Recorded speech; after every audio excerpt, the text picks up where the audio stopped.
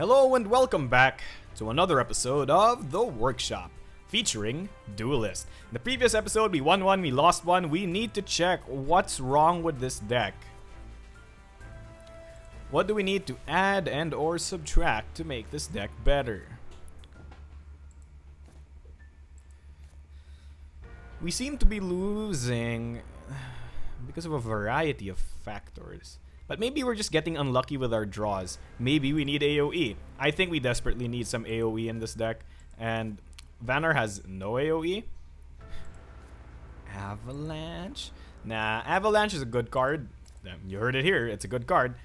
But it's not that good with the deck we're currently running. It's really good with the wall Waaaaaah, as you'll see probably later on. So I do think we need to put some Frostbone Nagas in there. And currently what's not really helping out our cause.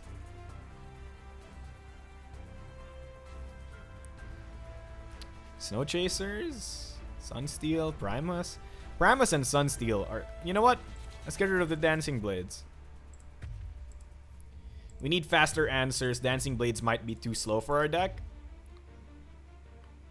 And Dancing Blades hasn't really contributed much to a game that I've won. Like, sure, it can remove a unit here and there, but rarely does that extra 3 damage come to play and make you win the entire game, if you get what I mean. So we're up against a Vitruvian. Vitruvian runs one deck and one deck alone, and we all know what that deck is. So, what do? We mulligan for... Nope, we didn't get it. I was saying we're going to mulligan for our Lightbenders. Aha! But Lightbender is not here, so I'm sad. Vitruvian's likely running the aggressive variant that summons obelisks. No, I'm 100% sure that now it runs the aggressive variant.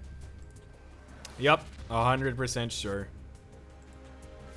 No other deck would run that. You know what? Let's keep the Hailstone. Well, let's remove that. Ooh.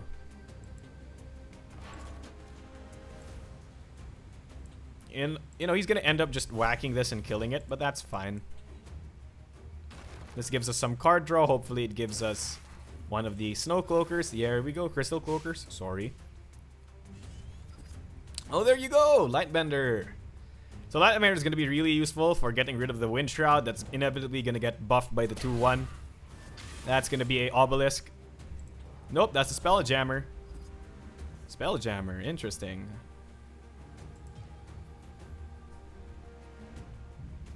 You know, in this context, I do believe playing a Sunsteel Defender over here is our best play. Go face. Oh, those are a lot of good minions to buff. I mean, I'm benefiting a lot from all of what's happening because he's giving me more cards and I'm an aggressive deck too. So, you know, spending time killing the Spelljammer is not worth it. I mean, but I can kill it next turn with a Cryogenesis if I desperately want to do so.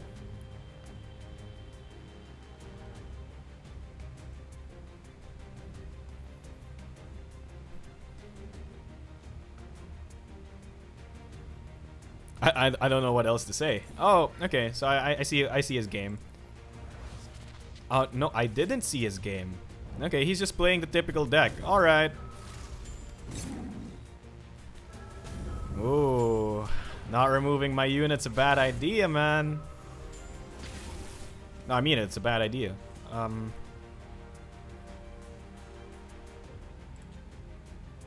So if we buff everything... So I have 6 mana to play. My plan is to play this, and a Cloaker. So... I do have enough mana for that. So this first. Into the Cloaker. Into the this. Okay, that was the wrong order. I should have done this last so that this would be buffed, but I'm gonna replace it anyway, so that's fine.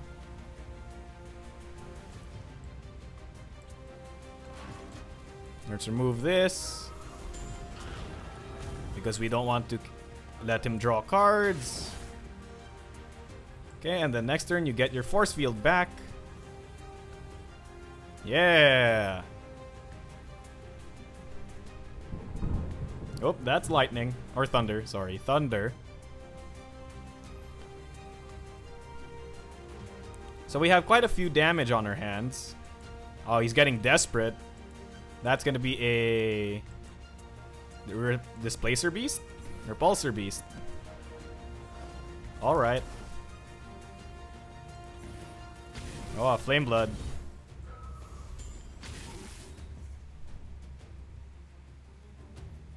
Okay. So we have how much damage? 9. Are you serious? Okay. Let's put this back.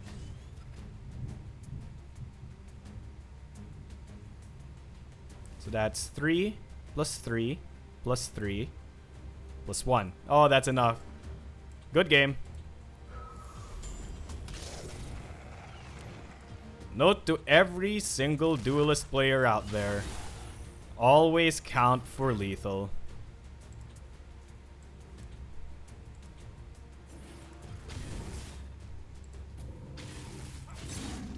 And there you go. We make it by the skin of our teeth. Good game. So, Vet Cancer.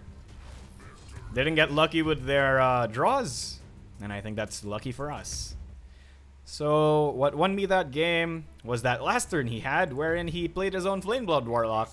I think you shouldn't really be playing Flameblood Warlocks when you're that low in HP, especially against somebody who you know already has a lot of aggressive units. I was playing a lot of aggressive units, and I don't know why he played that Flameblood Warlock. If he hadn't played that Flameblood Warlock, I would have had a much harder time. Hailstone's not going to be that useful in this matchup. Sorry about that. So, turn 1 play can be this plus this, or this plus this, or this plus this. These Blood Tier Alchemists seem to be very good for correcting your curve as well as dealing some damage to the general or an enemy unit. So I used to disrespect these cards a lot, but I guess in a deck where you can buff them easily, it's not that bad. It's just not that bad. So is card draw going to be important, or is it not? Spectral Blade. Card draw is therefore important. So you want to get rid of the artifact for now. That's a good card. But for now, let's do Sojourner. This Blood Tier Alchemist is effectively going to take 2 charges away from his Spectral Blade, and that's super good. Okay. So we have a few more turns for this to tick up. I think Snow Chasers are some of our weaker links.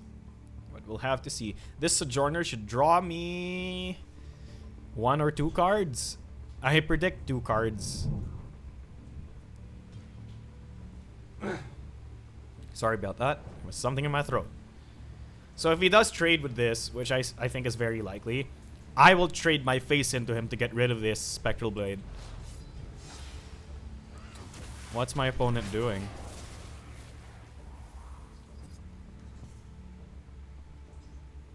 Aha. Whenever your general deals damage. Alright. Ooh, that's a storm. We keep this? Yeah, we keep this. No, let's cycle it out. Okay. That might change my play. Does it change my play? Okay, wait. We move this here first so that I get this position because I want that. Because he might spawn a Wraithling there, and that's no good. Let's draw.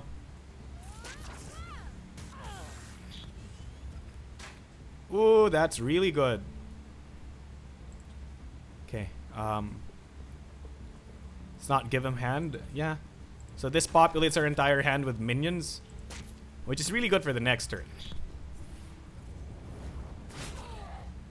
Yep, that gets rid of all of his artifact charges. And he has no minions on the board. And next turn, I'm going to summon a buttload of minions. And that's going to be great. So, Blood Tier Alchemist. Good card. Good card NA. Best card NA. Ooh. That's not good. So, this is what happens when the Abyssian deck doesn't get a good series of cards. This just happens. And it's kind of sad, really. So we buff everything. Yeah. Okay, we can kill this with our handy dandy Primus Fist.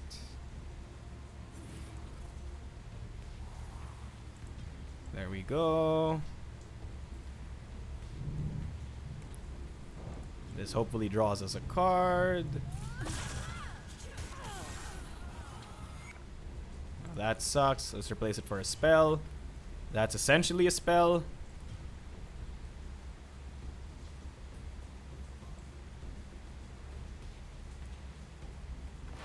And we can do this. Into this. This Sojourner has drawn me 2 cards. It'll draw me another card next turn, and that's amazing. So I could have played the Saberspine Tiger instead, but I want to block his path off this Mana Spring. Because if I don't, he can play a Black Solus here and then do Shadow Spawn, which is really bad. Black Solus is a 5 mana... Aww, and that's fine. Black Solus is a 5 mana for 7? Yeah, it's a 5 mana 4/7 that gets +2/+2 for each time a Wraithling is spawned. So you can see how insane that can be. Okay, so we can freely clear his entire board given just the minions we have on hand.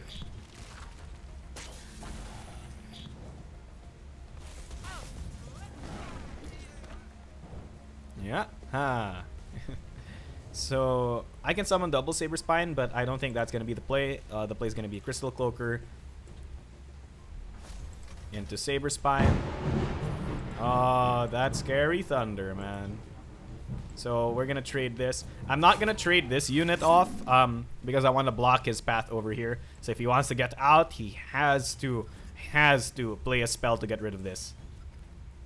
So even if he does the Black Solus this turn, I think I've won, unless he does something like Breath of the Undying, which I really doubt this like Swarmy deck is playing.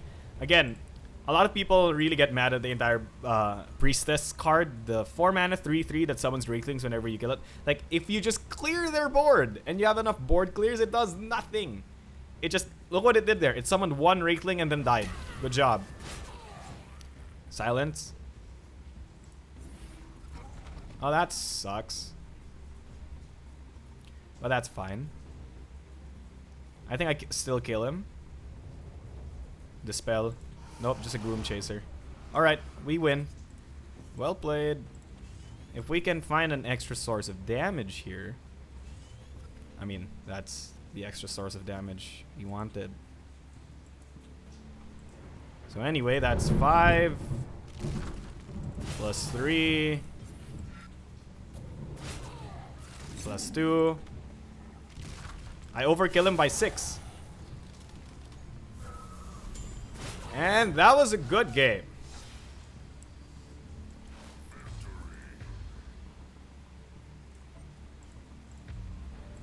So what won me that game, I think, was just removing his units early on. We didn't get to see our Frostbow Naga in play, but if you can easily see how if I had played the Frostbow Naga that game, it would have been that much easier. Let's check our match history. Come on, internet. It's not that bad. Alright, so let's open a pack for you guys, because I don't know, some people are really excited about pack openings. I can't really do a pack opening because I've opened all of my packs already. Even after the reset, I didn't record that. Ooh, legendary! And it's Black Solus. So that's a pretty good pack. Aegis Barrier. The thing is though that I already have like 3 of those. So yeah, I'm not gonna dust my cards because I'm just gonna wait for them to get nerfed and or buffed or changed in some way, because doing so gives you full refund value. So say if I dust this now, if I dust this now, that gives me 350 spirit, which is okay.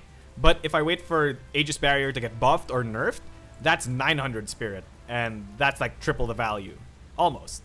So that pretty much does it for this episode of the workshop. If you guys have any comments, questions, or suggestions, do put them in the comment section down below and I'll be sure to answer. Without much else to say, thanks for watching and good night.